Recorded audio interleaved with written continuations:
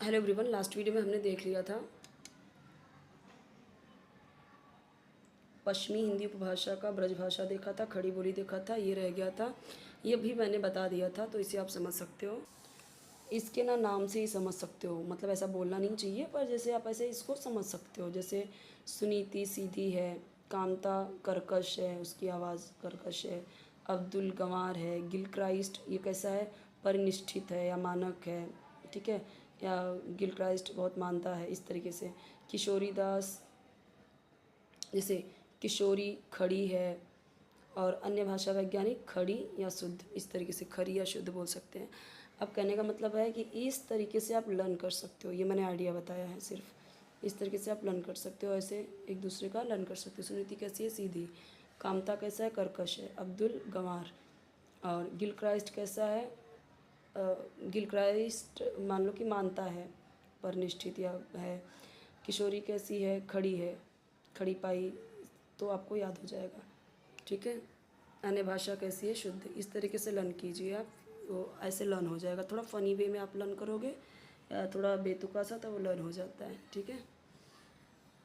इसमें किसी के नाम पे किसी को प्रॉब्लम है तो वो उसे ऐसे दिल पे ना लो कि ऐसा बोल दिया, वो सिर्फ लर्न करने की वजह से बोला है, ठीक है। तो अभी देखिए, वर्तमान हिंदी उर्दू हिंदुस्तानी और दक्षिणी कुछ सीमा तक खड़ी बोली पर आधारित है। खड़ी बोली पर विस्तृत चर्चा आधुनिक काल के गद्य खंड में की गई है। अब हम आते हैं बुंदेली पे। तो पश्चिमी हिंदी भाषा में हमने ब्रजभाषा देख लिया, खड़ी बोली देख लिया, बुंदेली।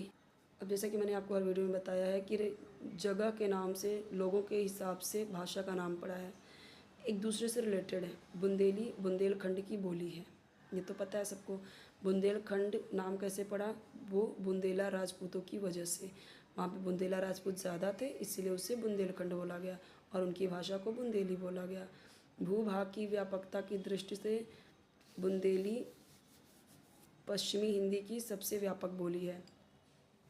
तो अगर हम क्षेत्र की बात करें तो बुंदेली पश्चिमी हिंदी की ना सबसे बड़ी व्यापक बोली है, ज़्यादा जगह पे बोली जा रही है, ठीक है, सबसे ज़्यादा बोली जा रही है। ग्रियर्सन ने बुंदेली को की अनेक उपबोलियों का उल्लेख किया। इनमें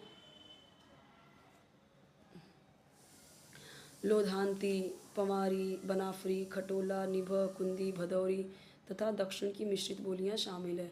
इसे कैसे लर्न कर सकते हो, जैसे कुछ शॉर्टकट इसका बना के, जैसे बुंदेली है, देखो आजकल एक गाना बहुत फेमस हुआ पनवाड़ी की, कुछ तो ऐसे ही है, तो वैसा बुंदेली पनवाड़ी है तो पवारी, ठीक है, पर आप उसे ऐसे याद करो, बुंदेली पनवाड़ी है जो लाल धोती पहन के वन में खटोले पे कुंदन का हार पहन रही है या कुंडी लगा के सो रही है, कुछ भी आप अपने हिसाब से लर्न कर सकते हो, ठीक है।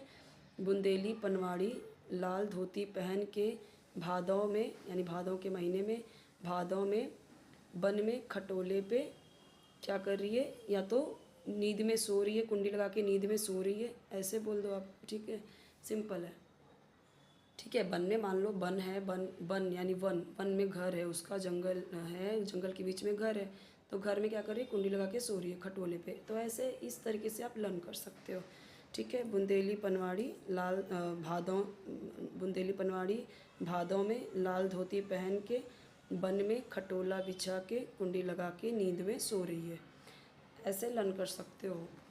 और अपने तरीके से कुछ और शॉर्टकट यूज़ कर सकते हो तो आप कर सकते हो।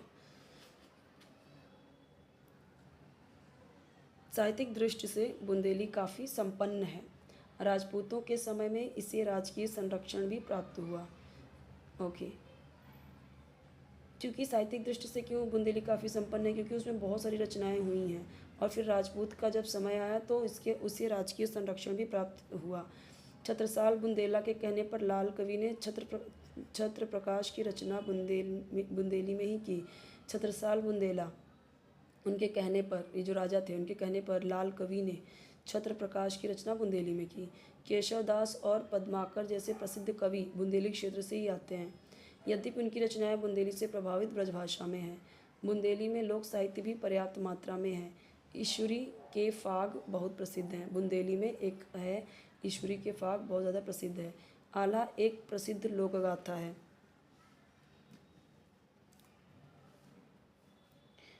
जिसे बुंदेली की ही एक उपबोली बनाफरी में लिखा गया है। बनाफरी जो मैंने बताया बन, ठीक है, वो आपको लर्न करना पड़ेगा, ठीक है। लाल धोती बोला, लाल धोती से लोधांती। पनवाड़ी बोला तो पमारी। बन बोला तो बनाफरी। खटोला तो खटोला ही है। नींद में बोला तो निभ।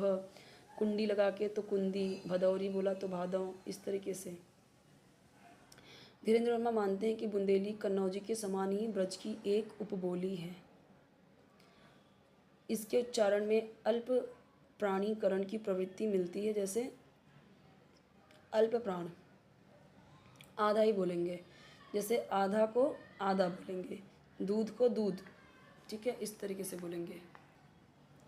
कन्नौजी पे आते हैं। कन्नौजी शब्द संस्कृत के कान्यकुब्ज शब्द से विकसित हुआ। कान्यकुब्ज, फिर बाद में क्या बोल रहे हैं उसे कन्नौज, फिर क्या हो गया कन्नौज। कन्नौजी का केंद्र उत्तर प्रदेश का जनपद कन्नौज है। कन्नौज का पुराना नाम पांचाल था, इसीलिए कन्नौजी को पांचाली भी कहा जाता है। कन्नौजी अपने परिनिष्ठित रूप में कन्नौज तथा आसपास के जिलों में बोली जाती है, ठीक है। कन्नौजी अवधी, ब्रज तथा बुंदेली से घिरी हुई है। अपने सीमाई क्षेत्रों में कन्नौजी पर इन बोलियों का स्पष्ट प्रभाव दिखाई देता है। स्पष्ट प्रभाव दिखाई देता है यानी कि सीमाई क्षेत्र में कन्नौजी पर इन बोलियों का, कौन सी बोलियों का, अवधी, ब्रज, ठीक है। सो अवधी, ब्रज और बुंदेली, इन भाषाओं का भी प्रभाव दिखता है किस पे, कन्नौजी पे। कुछ विद्वान कन्नौजी को ब्रज भाषा का ही रूप मानते हैं। डॉक्टर धीरेन्द्र वर्मा इनमें से एक हैं। तो डॉक्टर धीरेन्द्र वर्मा भी क्या मानते हैं कि कन्नौजी ही क्या है, ब्रजभाषा का रूप है, जबकि ग्रियर्सन ने इसे अलग बोली मानी है, ठीक है। ग्रियर्सन इसे अलग बोली मानते हैं।